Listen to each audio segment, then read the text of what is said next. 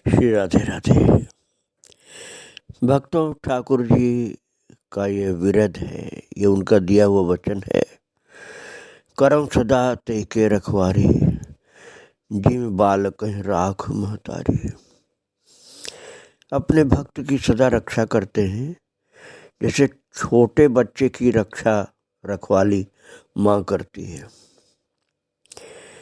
और गीता जी के 9वें अध्याय में प्रभु ने कहा है, योगक्षेमम वहाम्य हम, भक्त का योगक्षेम का भार वहन मैं स्वयं करता हूँ। प्रभु का दिया हुआ वचन है। उसी के अनुसार अपने प्यारे भक्तों की सारी व्यवस्था प्रभु संभालते हैं। और श्री घनश्याम जी ठाकुर जी के साथ भी यही होता था। प्रत्येक परिस्थिति में, प्रारब्ध के भोग में अपने महान भक्तों संतों को भगवान साथ में लगा करके रखते थे, जो घनश्याम जी को संभालते थे। यहाँ तक कि स्वयं श्री भाई जी हनुमान साथ जी पोद्दार, जो बहुत महान संत पुरुष थे, उन्होंने श्री राधा बाबा को भी लगा रखा था घनश्याम जी को संभालने के लिए। राजस्थान में बीकानेर स्टेट के अंतर्गत रतनगढ़ पूज्य श्री भाई जी का पैतृक निवास स्थान है। पूज्य भाई जी अपने परिवारीजनों के साथ एकांत व स्वास्थ्य लाभ की दृष्टि से कुछ दिनों के लिए रतनगढ़ आए हुए थे, और साथ में पूज्य राधा बाबा, अंतरंग सेवक श्री राम स्नेही दादा व श्री भगत जी भी थे। और श्री राधा बाबा जी महाराज उन दिनों कठोर काष्ठ मौन व्रत में थे। काष्ठ मौन की अवधि में किसी की ओर देखना, बोलना व संकेत करना भी बंद था। किंतु सचल वृंदावन स्वरूप पूज्य श्री भाई जी के साथ ही रहने के अपने नियम के अनुसार राधा बाबा रतनगढ़ आए हुए थे। श्री ठाकुर जी के पहुंचने पर पूज्य भाई जी ने पूज्य श्री राधा बाबा को कुछ सेवाएं उनके लिए सौंप दी। ये नियत समय पर नियमित रूप से श्री राम स्नेही दादा के साथ मिलकर सेवा कार्य में सहयोग किया करते थे। शेष समय एकांत में नाम जप करते थे। श्री ठाकुर जी को पूज्या मैया, मैं आपको चरित्र सुना चुका हूँ उनका, पूज्य भाई जी की धर्मपत्नी रामदई माता, वही पूज्य मैया कही जाती थी। और समस्त परिवारी जनों का खूब प्यार दुलार मिलता था घनश्याम जी को। पूज्य भाई जी प्रायः संध्या के समय हवेली के प्रांगण में अपने परिवार के साथ बैठकर भगवत चर्चा करते और ठाकुर जी को अपने निकट बैठा करके उनसे स्वरचित पदों का गायन करवाते, तो कभी स्वयं गाकर सुनाते। श्री ठाकुर जी उनके साथ सारंगी बजाते। मैं आपको पहले सुना चुका हूँ कि इनकी सहज रुचि ऐसी थी कि बड़ी जल्दी ये सब सीख लिया था, सारंगी वादन, संगीत, गायन वादन। और इस प्रकार अत्यंत सहज रूप से पूज्य भाई जी अपने आश्रित जनों के हृदय में व्रज प्रेम का बीजारोपण करते थे। इस समय श्री ठाकुर जी की अवस्था लगभग 21-22 वर्ष की थी। श्री पोद्दार जी महाराज घनश्याम जी को पुत्रवत स्नेह प्रदान करते थे। श्री ठाकुर जी के भजन भाव की वृद्धि हेतु भाई जी इन्हें पूज्य राधा बाबा के गंभीर भाव दशाओं एवं उनके वैराग्यपूर्ण जीवन के प्रसंग सुनाते थे, जिनको सुन करके राधा बाबा के प्रति ठाकुर जी की श्रद्धा व निष्ठा और बलवती होती जाती। भाई जी स्वयं को अत्यधिक गोपनीय रखते थे। राधा बाबा के गुणों की बात सुनाते थे, लेकिन भाई जी अपने विषय में नहीं कुछ बताते थे। जबकि भक्तों, आपको मैं सुना चुका हूँ पोद्दार जी के चरित्र में कि राधा बाबा के जीवन में जो कुछ उपलब्ध हुआ वो भाई जी की कृपा से हुआ था। भाई जी बहुत महान थे पोद्दार जी, लेकिन पोद्दार जी अपने गुणों की कोई चर्चा नहीं करते थे, राधा बाबा के गुणों की चर्चा करते थे। प्राय लोग इनके बाह्य कलेवर को देखकर इनकी उच्च भगवती स्थिति का अनुमान भी नहीं लगा पाते भाई जी के विषय में। किंतु ठाकुर जी ने पूज्य राधा बाबा के द्वारा अनेकों बार इनकी परम भागवती स्थिति की चर्चा सुनी थी और प्रत्यक्ष रूप में भी उन्हें इनकी कृपा का अनेकों बार अनुभव होता था। इसलिए उनके बारे में श्री ठाकुर जी को कोई संदेह नहीं था। और भक्तों, वहाँ के भजनमय वातावरण में ठाकुर जी का मन खूब लगा रहता था।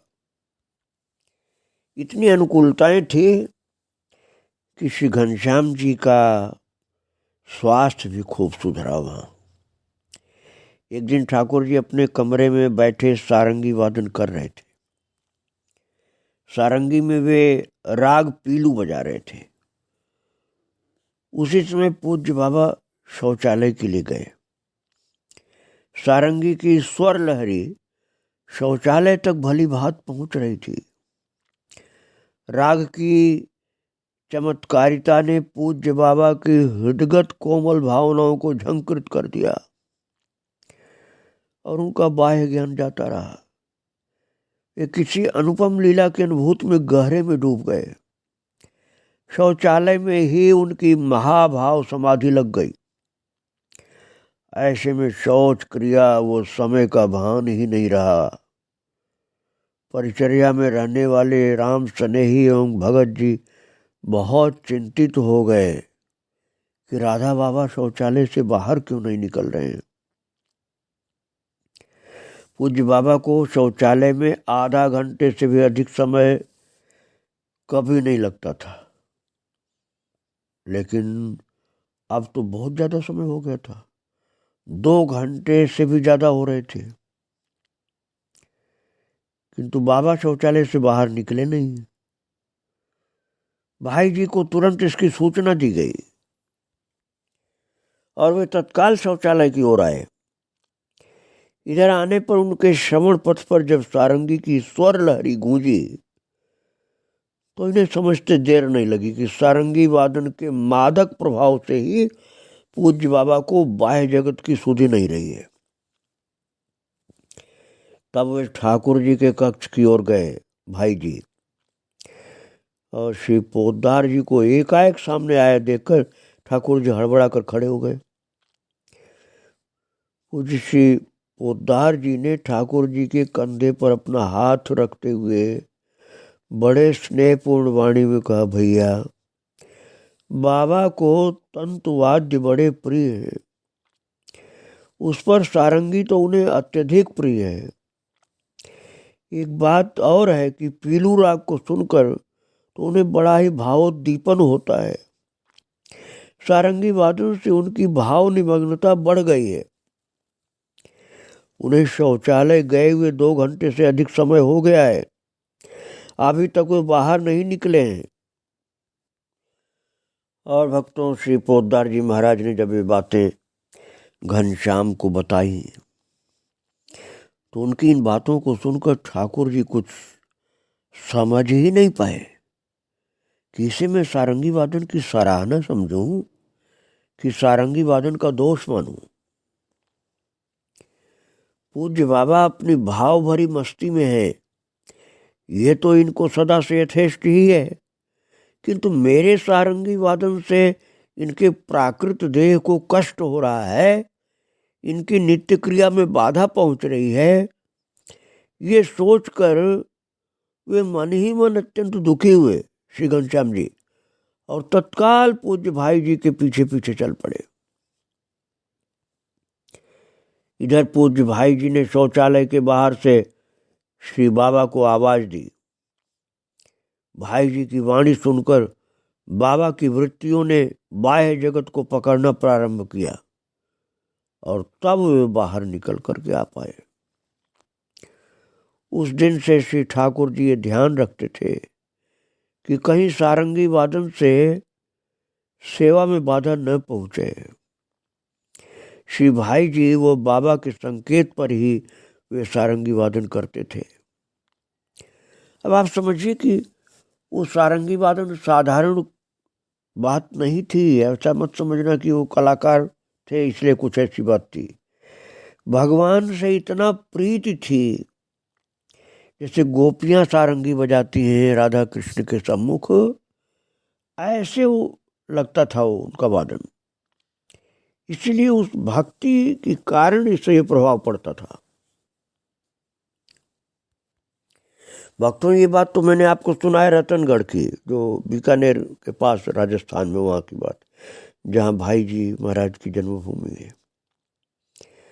और एक प्रसंग गीता वाटिका गोरखपुर को मैं सुना रहा हूँ। श्री ठाकुर जी अपनी कुटिया में शयन कर रहे थे। अर्धरात्रि में उनकी नींद उचट गई और वे उठ बैठे। घड़ी में समय देखा तो रात्रि को 2 बज रहे थे। उन्होंने पुनः सोने का प्रयास किया पर नींद नहीं आई। तभी ये सोचकर कि थोड़ी देर में उठना ही है, क्यों न सारंगी का अभ्यास किया जाए। रात्रि के तीसरे पहर में नितांत शांत वातावरण था। भक्तों, आप ये मत समझना कि सारंगी वादन का मतलब ये हुआ कि वो संगीत की सीमा में थे। नहीं, उनका संगीत भगवान की भक्ति का था। वो संगीत को, जैसे मैंने बताया ना, जैसे गोपी सारंगी बजा कर राधा कृष्ण को खुश करती, वो हालत थी, प्रेम की स्थिति थी। नीरवता को चीरते हुए सारंगी के स्वर मंद मंद गति से चहुओर अनुगुंजित होने लगे। श्री ठाकुर जी राग की मस्ती में ऐसे डूब गए कि उन्हें समय का भान ही नहीं रहा। अचानक पूज्य श्री राधा बाबा के पास पहुंचने के अपने नित्य नियम का उनको स्मरण हुआ। समय देखा तो सुबह के 4 बजने वाले थे। वे शीघ्रता से उठे और दैनिक क्रिया से निवृत्त होकर पूज्य राधा बाबा की कुटिया की ओर चल पड़े। अभी वो कुटिया के निकट पहुंचे ही थे कि श्री बाबा को कुटिया के बाहर आते हुए देखा। ठाकुर जी को देखते ही बाबा गदगद स्वर में कहने लगे, ठाकुर, आज तो तुम निहाल हो गए। और ठाकुर जी का हाथ पकड़ करके कुटिया के अंदर ले गए बाबा, जहां उनका शैया पट पर बिछा हुआ था। उसकी ओर संकेत करते हुए कहने लगे, ठाकुर, यहाँ इसी चौकी पर नील सुंदर अपनी प्राण प्रियतमा श्री राधा जी के साथ बैठे थे। जैसे ही तुम्हारे द्वारा बजाए जा रहे राग का सम आता, वे हौले से श्री प्रिया जी की जंघों पर थपकी देते थे। तुम सारंगी पर राग ललित बजा रहे थे, है ना ऐसा? घनश्याम जी ने इशारा किया कि हाँ, आप ठीक करें बाबा। बाबा बोले, मैं सोच ही रहा था कि यदि ठाकुर जगा होता तो मैं उससे राग ललित बजाने के लिए कहता कि इतने में तुमने सारंगी में वही राग ललित बजाना शुरू कर दिया, और उसके बाद ये सब दृश्य मूर्त हुआ। भक्तों, घनश्याम ठाकुर जी के शयन का समय था और बाबा के मन में ये बात आई कि राग ललित मैं सारंगी में बजवाता घनश्याम जी से, अभी तो सो रहा होगा। और महाराज उसी समय घनश्याम जी बजाने लगे थे जब बाबा के मन में ये बात आई थी। बोले कि ठाकुर, यदि तुम विश्वास कर सको तो कर लो। मैं सत्य सत्य कहता हूँ कि इन्हीं चर्म चक्षुओं से मैंने ये सब लीला देखी है। भैया, आज तो तुम निहाल हो गए, आज तो तुम निहाल हो गए। श्री राधा कृष्ण को आनंदित कर दिया तुमने अपनी सारंगी वादन की मधुर सेवा के द्वारा। और भक्तों, पूज्य बाबा के मुख से ये सब सुनकर श्री ठाकुर जी अत्यंत विस्मित हुए। पूज्य बाबा की भाव विह्वल दशा उस अलौकिक अनुभूति को व्यक्त कर रही थी। ये सब देख सुन करके श्री घनश्याम ठाकुर जी बड़े ही संकोच से बोले कि बाबा, ये सब तो आप ही जाने जो बता रहे हैं। उनका तात्पर्य ये था कि मैं, आप जहाँ पहुँचे हैं श्री राधा कृष्ण की लीला में, अभी मैं वहाँ नहीं पहुँचा हूँ। आपने जो देखा सुना हो आपने बताया, आपने बड़ी कृपा की। उनके कहने का तात्पर्य भक्तों यही था। भक्तों, जीवन में संग का अति महत्व है। जैसा संग होगा वैसा ही रंग चढ़ेगा। भक्तजनों के संग से भजन की ओर स्वाभाविक उन्मुखता होती है। यदि विशुद्ध भजनानंदी विरक्त जनों का संग प्राप्त हो तब तो कहना ही क्या है। वैराग्य का नशा सिर चढ़कर बोलेगा। श्री ठाकुर जी को एक और भगवत प्राप्त सिद्ध महापुरुष पूज्य श्री भाई जी पोद्दार जी महाराज, वो पूज्य श्री राधा बाबा की कृपा प्राप्त थी, तो दूसरी ओर इनके ऊपर रस वारिधि में सतत अवगाहन करने वाले परम पूज्य श्री बाल कृष्णदास जी महाराज अर्थात उनके गुरुदेव का वरद हस्त था। इन महापुरुषों की उन्मुक्त रहनी, असंगता, एकांत प्रियता, भावगोपन कुशलता आदि अद्भुत गुणों का प्रभाव श्री ठाकुर जी पर ऐसा पड़ा कि बिल्कुल वैसा ही आचरण करते हुए खान पान निद्रा सुख भूलकर भजन में तल्लीन रहते। एक बार इनके मन में विरक्त वेश धारण करने की इच्छा जगी। इन्होंने एक गुदड़ी बनवाई और 2 करुआ खरीदे। भक्तों, ये विरक्त संतों की वस्तुएं हैं। आप यूं समझें जैसे मिट्टी के 2 बर्तन और एक मोटा सा ओढ़ने का, उसको गुदड़ी बोलते हैं, कहीं कथड़ी बोलते हैं। इसके बाद विरक्त वेश धारण करने हेतु पूज्य श्री महाराज जी से अनुमति मांगी। पूज्य श्री ने ठाकुर जी से कहा कि इस बारे में पूज्य पंडित गया प्रसाद जी महाराज से अनुमति लीजिए। और श्री गया प्रसाद जी महाराज उच्च कोटि के संत थे। उनका चरित्र भी मैं आपको सुना चुका हूँ 38 भागों में। इनकी धाम निष्ठा, गुरु निष्ठा और नाम निष्ठा सर्वत्र प्रसिद्ध थी। संतों और ब्रजवासियों के प्रति इनकी विशेष आदर बुद्धि थी। श्री ठाकुर जी को यह विश्वास था कि पूज्य श्री गया प्रसाद जी महाराज जी से अवश्य अनुमति मिल जाएगी, पर हुआ इसका उल्टा। पूज्य श्री गया प्रसाद जी महाराज रासलीला के अत्यंत प्रेमी थे। इन्होंने ठाकुर जी को स्वरूप बनते देखा था और पूज्य राधा बाबा, वो भाई जी एवं पूज्य श्री महाराज जी की इन पर बड़ी कृपा थी, ये भी गया प्रसाद जी महाराज को ज्ञात था। इनके उज्जवल वैराग्यपूर्ण जीवन को भी वे जानते थे।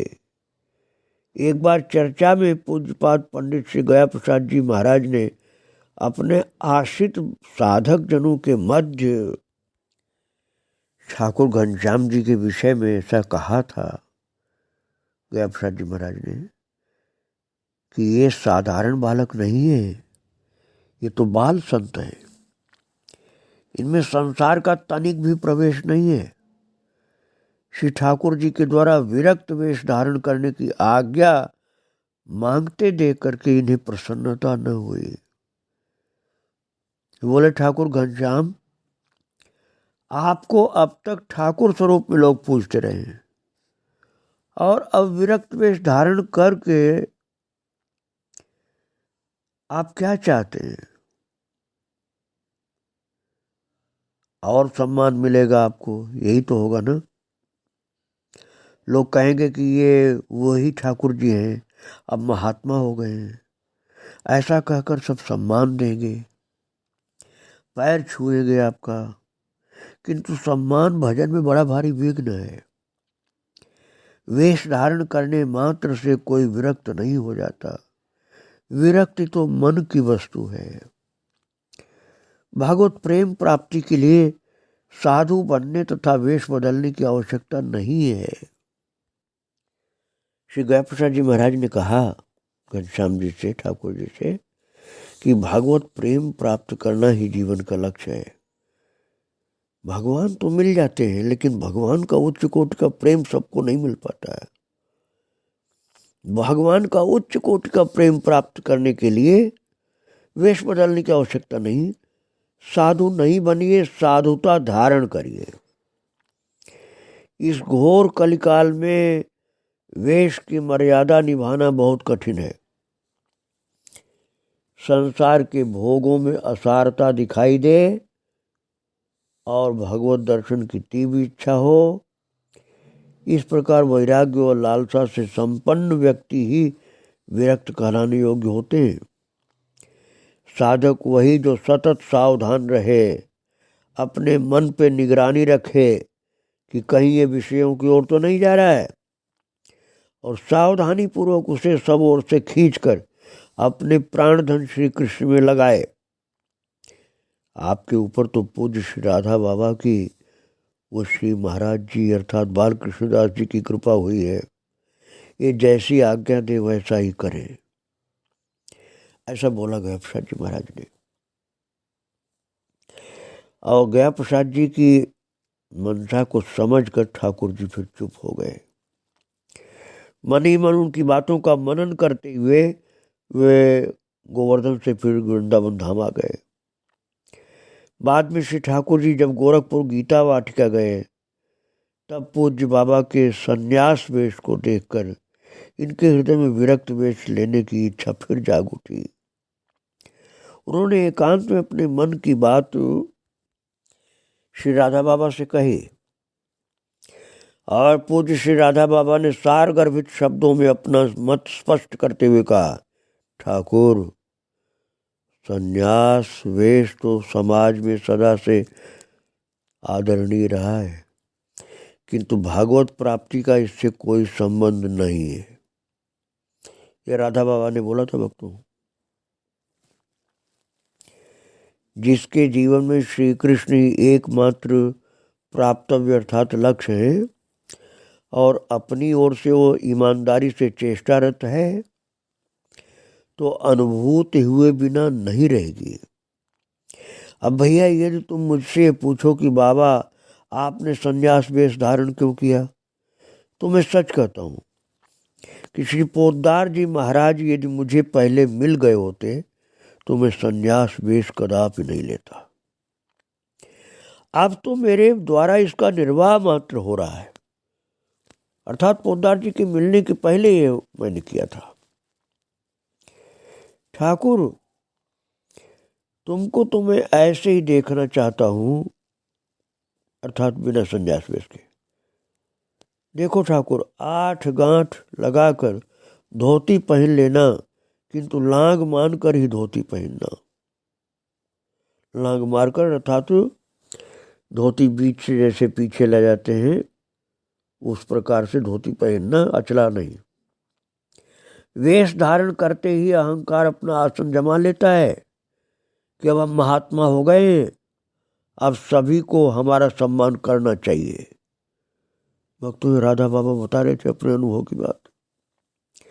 और इस प्रकार का अहंकार आते ही साधना बाधित हो जाती है।